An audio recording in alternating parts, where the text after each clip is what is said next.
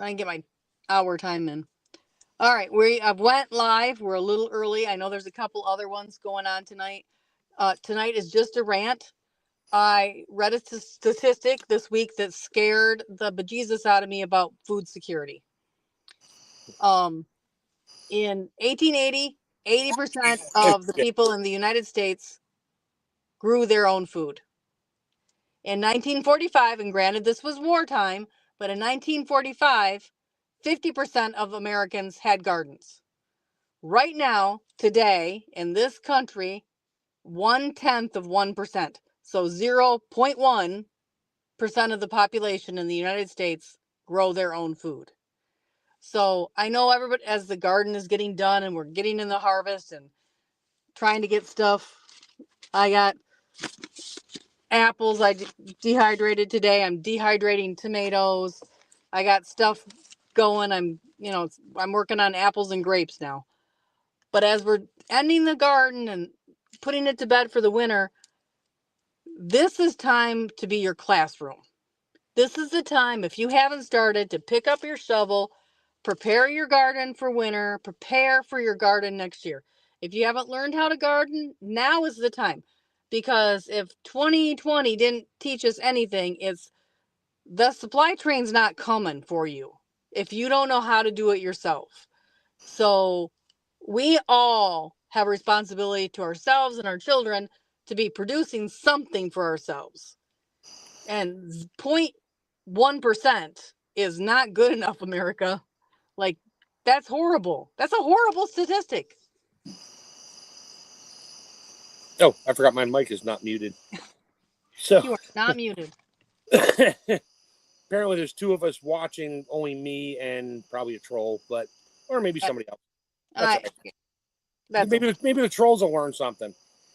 So I figured out why it declined so bad. Well, it declined so bad because over the last 50 years, the supply chain, supermarkets, and that, you can get pineapples year round. You can get fruit year round because why? The supply chain. Not that I'm going to grow oranges up here in Pennsylvania, not that you're going to grow avocados up there in Minnesota or wherever you're at. Yeah. And they're close enough. Yeah. But you're not going to do that. Where are you at? You're in Michigan. No. I'm in Michigan. Michigan. That's one of the two M states. Whatever. Yeah. You're up there. It's cold. Sorry. We're both cold. It's the same point. So, but now, are you going to have oranges and pineapples? Yeah, if you do all kinds of greenhouse things and all that kind of stuff. But that's a pipe dream for pretty much everybody. Oh, my greenhouse, I've been terrible. And my greenhouse I'm working on it right now. I've had a greenhouse. I had the frame up 5 years ago, and the windows I've had for the last 4 years. Right. And I have only got like 6 nailed onto that frame. I've got all of the wiggle wire and all the Z-track or channel track. I've got all the stuff. I got the plastic in the box. Yeah, the problem with greenhouses are their own learning curve. Mm-hmm. If you don't know what you're doing out in a regular garden, you're not going to put up a 20-foot by 8-foot greenhouse and start growing your food year round day one. 10 by 10, but whatever. You're not going to put up some greenhouse that you saw a kit. No. Some prepper online or whatever has this great thing and they're selling it. And look at all the food I got. And I can look at some of those things and go, you literally just put those there. There's no way that stuff, you can tell by looking at some, not all of them, some of them. I mean, the real ones will tell you, oh yeah, this one got out of hand and this one's all over the place. This one died. It happens. But the biggest issue is people got so used to the supply chain. Oh, I can just run down the store and buy tomatoes right now. Well, okay. Yeah. Go for it. They taste like crap, but you know what? That's what people are used to now. They don't know. A lot of people just don't know what a fresh vine ripened tomato tastes like. One generation. It only takes one generation to lose the skill to garden and to preserve your food. Yeah. One generation.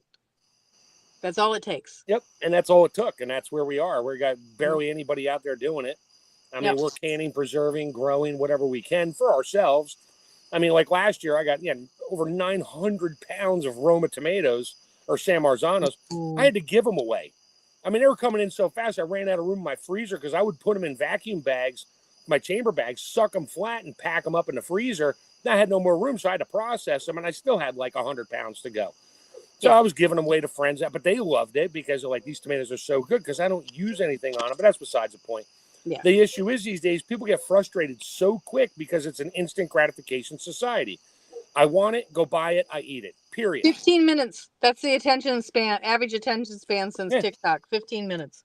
So now people are like, oh, plant a garden. So they do their bed and they do all the things they've learned about or saw on a YouTube channel or start TikTok, and they try it, and then they put way too many plants in there because they're so small and cute. Oh, look, I can fit 25 tomato plants in a 4x8 garden. Yeah, you might be able to if you can trellis them right, but I doubt it.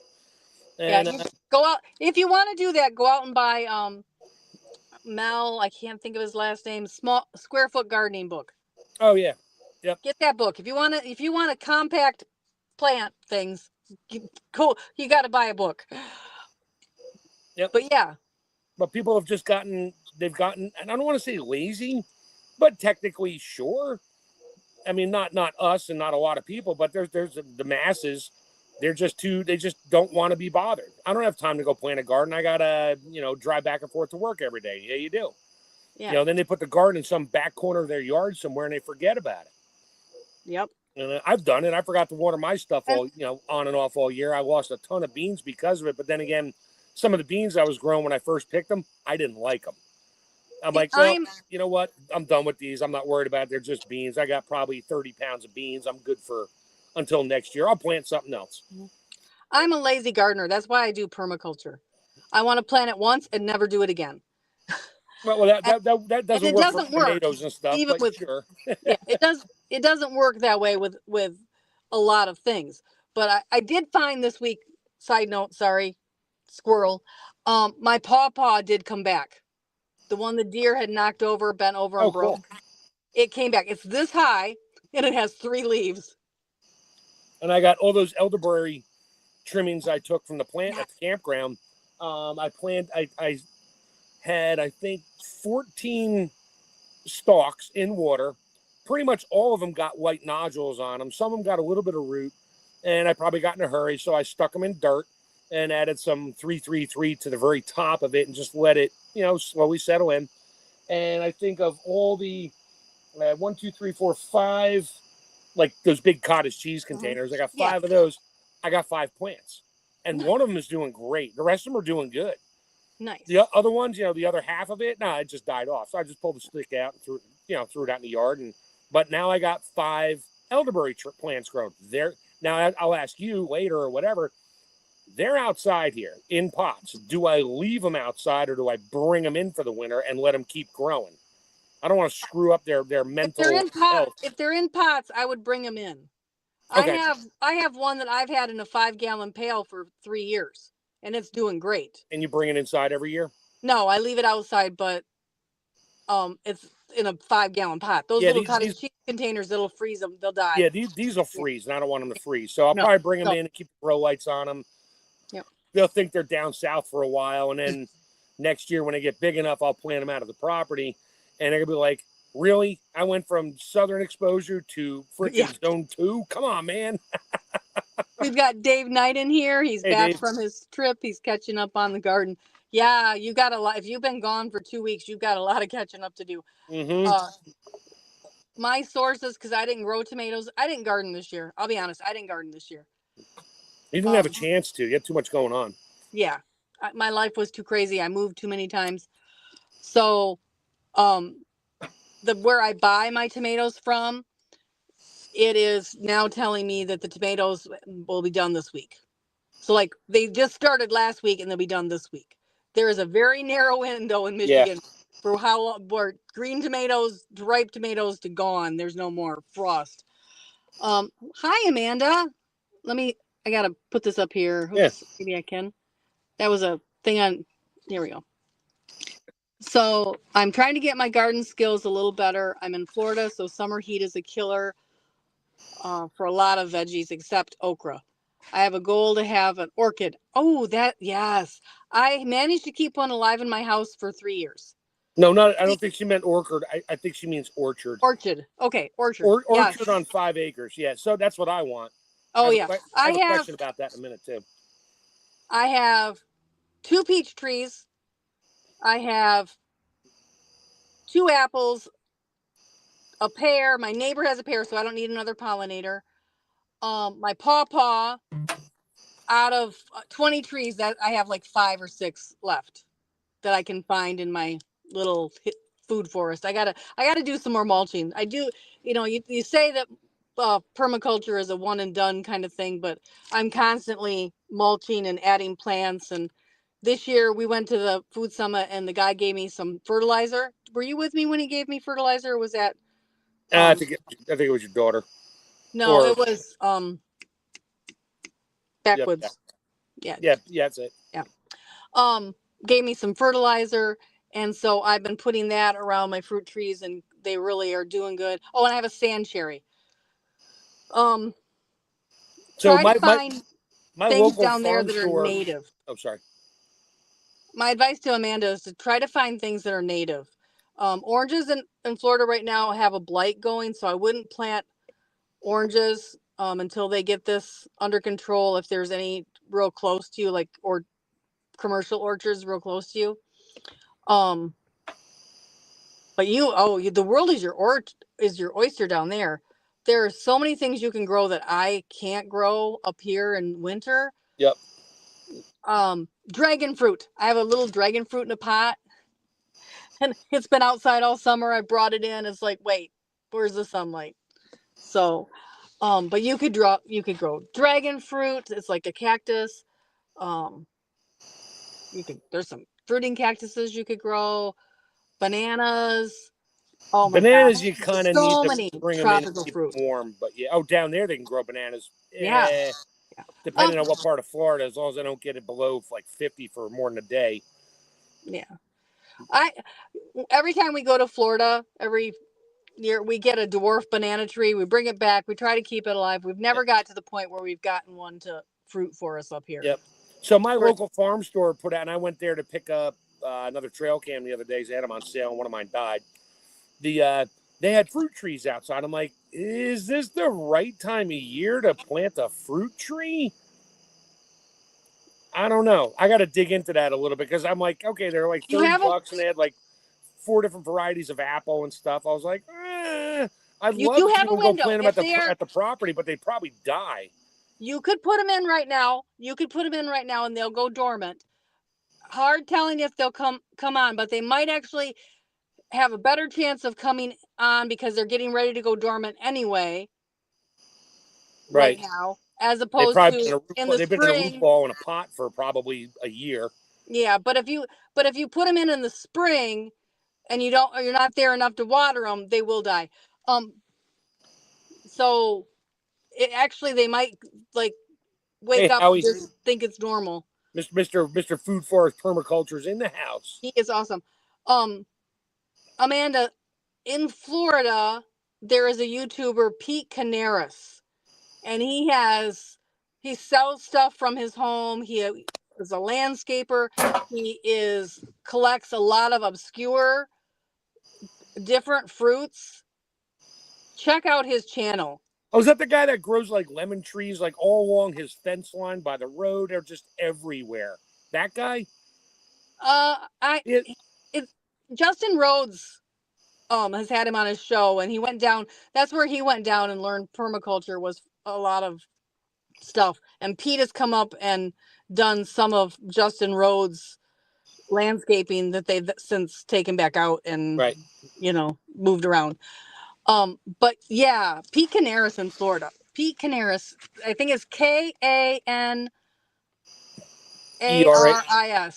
Yeah. And then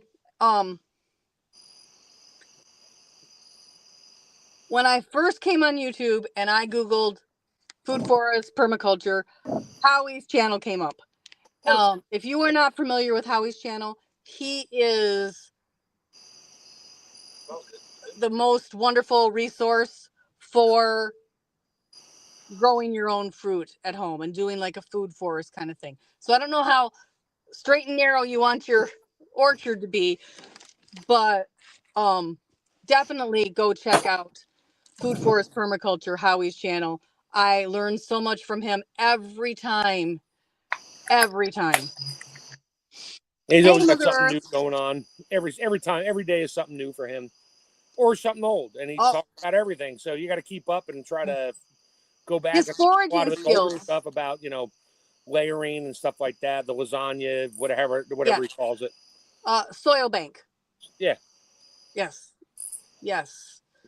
And I am doing a lot of that. I'm actually been moving, my back hurts. I've been moving a lot of wood chips around that have been sitting very, very long time and are now very beautiful underneath. Oh, bet they are. Smell good. Oh, yeah. Dirt and worms. Oh, I have a chipmunk. The poor thing. I have some wood piled there, and I'm taking my wood and putting it on a wood rack. You evicted the chipmunk. Well, not yet, but I haven't given him notice that he needs to move. That this is not his winter home. Oh, you're mean. Right before winter sets in, you tell him to find a new place to live. Jeez. Well, I know. It's either you or the chipmunk. The chipmunk will make it through.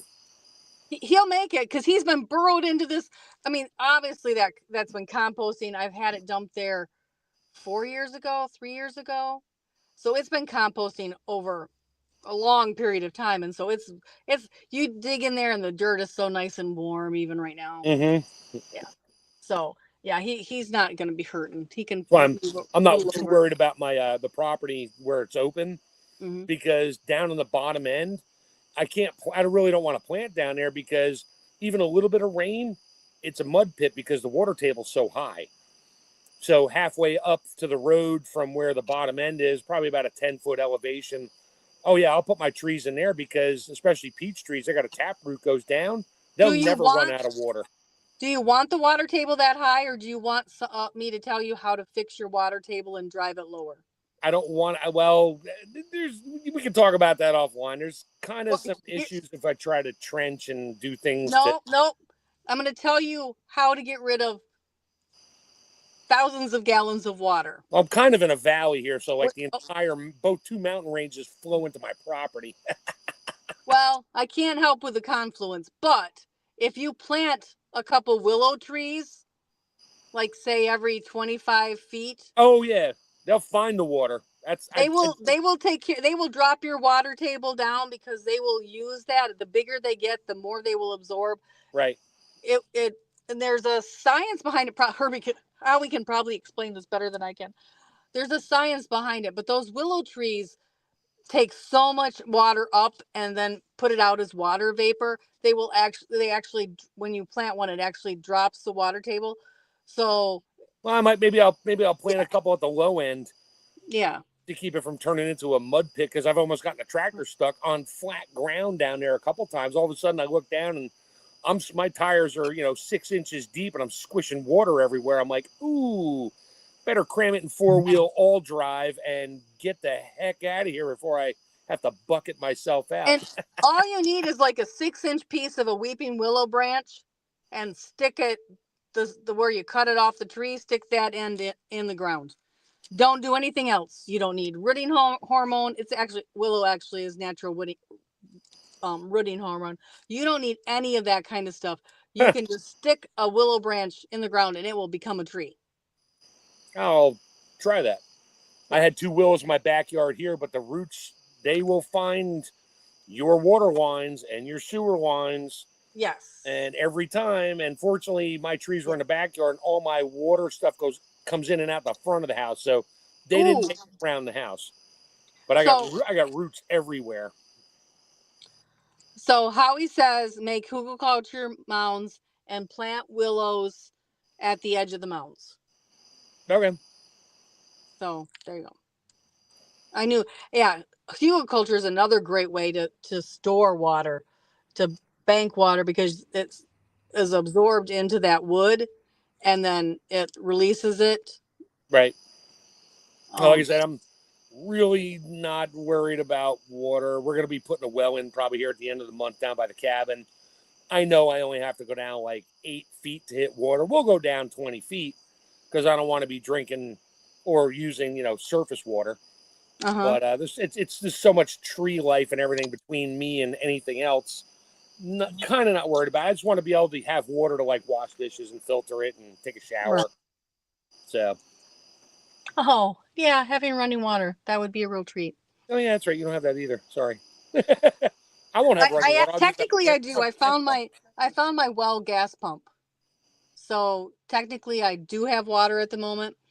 I just have to drop it down in my well and all that stuff. So, yeah, I may have to go because A little dark and the creepers are coming out. the creepers are just pulled in and are over here doing creeper things. You can come with me. We're gonna move for a minute. We're gonna go to the other location. So just hang on. All right, we're going for a Talk ride, for me. people. Everybody hang on. Hands free. Hands free. We're gonna have to get you to a place like a coffee shop or something that you can do this with light and Yeah. headphones or something. Yeah. The problem is deer season is opened. So if I go someplace like a coffee shop, I then have to drive home in the dark with the deer. And I've kind of tried to keep this time slot open. But yeah. And there's no other side road, back road near your place that you can drive up on a hill and get some signal. No, there was no signal at the hill. So yeah. They decided to follow me partway out. Of course they did. Yes, of course they did. So yeah.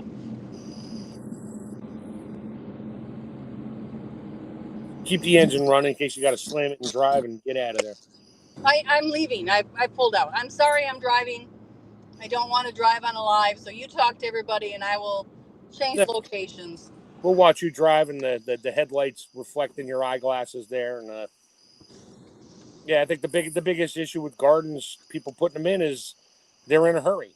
They think they're going to grow, they hear grow all your food. So they go out and buy a bunch of plants and they figure they're going to have all their food for the year. And then they have enough food for like 2 weeks.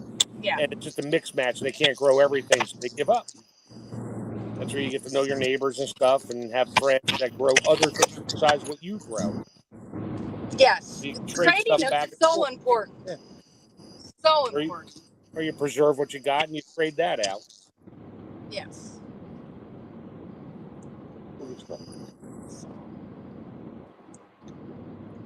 The other thing is foraging. And I know we talked, Howie has a lot of videos about foraging on his channel. I've done some. You need to be able to supplement your garden. And foraging is a great way to supplement your garden. Yeah, that's why Howie does, what's it called, guerrilla gardening. Yes. Yes. It depends on the area. And you're not going to do it in the city and do it in like some little planter box in the middle of the road. But we have what they call rail trails, where they used to be train beds and tracks, and they've taken out the train track and made it into these long linear bicycle trails and walking trails. Yeah, I have done a ton of guerrilla gardening on the ones around me. So I've planted asparagus, I've planted black walnuts, apple seedlings. I've thrown out apple seeds. I will save like peach pits and different things. And I will, when I go on my walk, I'll walk a different stretch of the trail and I'll throw these things out. Yeah, or just jam your heel in the ground and make a little divot and put it in there, put a little dirt on it, keep the animals from eating it. Yeah, that's what my grandpa always called the stomping method. That's what I got. I have a green heel. My wife laughs. I have a green heel. I literally take a pinch bar, jam a hole in the ground, grab whatever tree she wanted to plant that we took from somewhere. I don't even make the hole big. I just stuff it in there with all the hair roots on it and stomp it with my heel, and the suckers grow every time. Yeah, see? There you go. And that's what I want to do with the property, because I only have 15 acres. I got maybe 3.5 of it's open or almost open. And but I got other areas that are flat and level, but they're in the trees. I just want to go in there and cut a few trees down, open it up so some sunlight gets in. And there's lots of rocks and stuff, so I got to scrape off a bunch of rocks and just plant stuff in there. Even if there's squash and stuff like that, let it grow up the trees. I don't care. Yeah. Oh, yeah. Give me my own guerrilla garden, just walk around the property. It's like, oh, I need squash. Great. I got to walk 400 yards to go pick some squash. Okay. And don't forget, when you're gardening, don't forget the pollinators. I think that was the mistake I made on my first garden at the property, is I didn't have anything for pollinators here. So I had no pollinators. Right. That first year I planted a garden, they weren't there because they hadn't ever had anything to bring them in. And so I went full guerrilla gardening in my food forest. And like this year, I planted echinacea, which is medicinal. I planted black eye Susan, which is medicinal. But I'm not planting them necessarily for me. I'm planting them for the pollinators. Right. That's what I want to do. Lots of wildflowers and along the edges and stuff. So the pollinators find it and build their little hive wherever. I mean, and truly everybody thinks pollinators, oh, they're just honeybees. No, really, any kind of flying insect if it lands on your flower, it's pollinating. Even if it's a house fly, they'll pollinate to a point. We have a lot of native bees that are pollinators. So, yeah. I mean, not just honeybees. No, honeybees, bumblebees, wasps, hornets. Not that you want to get near them, but they'll pollinate because they're going for the nectar too, and they're pollinating as they go. It's just, you just want to kind of steer clear of them when they're on the flower. Right. But there's so many things that we need, and we need to be sure that we're providing for them so that they help us with our garden. Yeah. If you don't pay your workers, they're not going to work for you. So right now, even though it's fall and we're thinking about closing everything up, right now is the perfect time to be planting some of those first flowers of spring: daffodils, snowdrops, tulips, anything that opens up early that feeds the pollinators, that starts bringing them into your garden. Go down to your local farm store that sells black sunflower seeds in a 50-pound bag for like $20, and go sprinkle them everywhere. Yeah, you're going to feed the mice and the moles over the winter time, but you got a good chance of some of them popping up. Then sunflowers are great, and then the seeds fall down. That's the other thing I added this year. That's the other thing I added this year to my garden is Jerusalem artichokes. Oh, those take over forever. Yeah. I know I didn't put them in the ground yet because the last time I planted them, the rabbits ate them all. Oh, geez. So I got to get them into some kind of cage. So they're sitting in a pot. I need to put them in a much bigger pot. I'm not going to put them in the ground. But I've got 5. And there goes your signal. Said, once they get a stick, they'll go everywhere. Oh. Your signals, you're barely there. Yeah, I just went down to 2. I'm trying to make it to that cemetery where I usually sit. Oh, jeez. At night, in the dark. Yeah, let's go to a cemetery. And you're sketching out. 2 guys were... the cemetery is a lot safer than the county park. More than likely, yeah. Yeah. It's like Dave Knight said he picked oyster mushrooms in the forest on vacation. Cool. Nice. I'm still not mushrooms secure in my own person to pick any mushrooms on my property, and I got lots of them. I just got to grab a friend of mine from the restaurant and bring him down because he knows a lot more about mushrooms than I do, and what I know about mushrooms is nothing.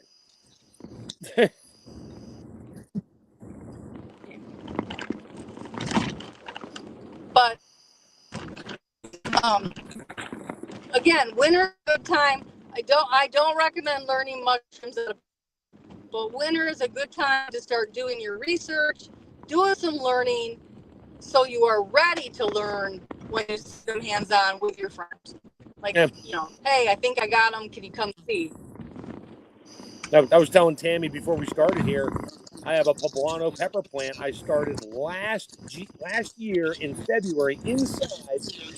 I had a lot of them. I planted a bunch of them, but I ran out of space for them, so I kind of ignored them. They lived in those little tiny pots for almost the whole season. A lot of them died. But some of them, they were just stressed out so bad, but they survived. And if you can survive the kind of stress I put you through, you're a winner.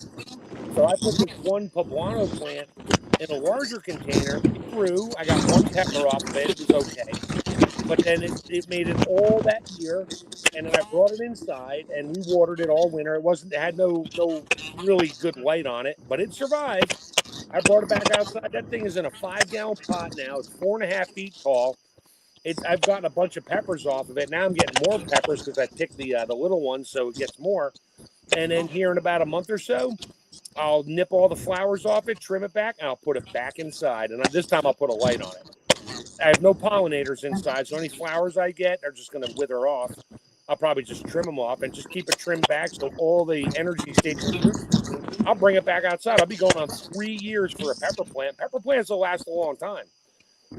Man, this thing's like I got a 3/4 inch diameter stump. It's a tree. It's round and it's woody. So pretty sure this sucker's going to make it through for a while as long as I take care of it. So I'll have peppers. I want to do the same with a couple other pepper plants too and figure, you know what? If I can move pepper plants in and out and keep them alive in a pot, I'll do it. Yeah. Mother Earth, Sandy at Mother Earth Garden says my chives are bringing in a lot of pollinators. Oh, yeah. Yes, chives are another thing. I grew a garden. My friend has them all around his house, like just thick around his house. That's what I got in my garden. I had chives go wild on me. I'd never kept track of them. And all the seeds, I have granite squares from like kitchen countertop scraps upside down so I don't slip and kill myself. And in all the cracks, they all grow. And I hit them with the weed whacker, man. They come back there eating my granite. They come and now they're all growing up. I just let them go back to flower and seed. They'll reseed themselves. And I got chives. They were garlic chives, but they mixed with some of the local onion weeds. So they're okay. I can eat them. I just haven't really collected them. I probably will here at some point, collect a ton of it. Chive vinegar. Make chive vinegar. It's wonderful. Yeah, chive vinegar and chive powder in the dehydrator. Oh, yeah. Yeah, you've got more than your car window front to do your dehydrating. Oh, yeah. I got places. I have equipment. But yeah, I take chives, and every time I go to my friend's house, he always has dead flowers that haven't been deadheaded because he does nothing with them. And I just fill my pockets with chive seeds, and then for the rest of I stick them in a cup in my car, and the next time I go on one of my walks, I'm just spreading that stuff all along the rail trail. Yeah, looks like Dave said he has a 3-year-old celery. I've never tried that.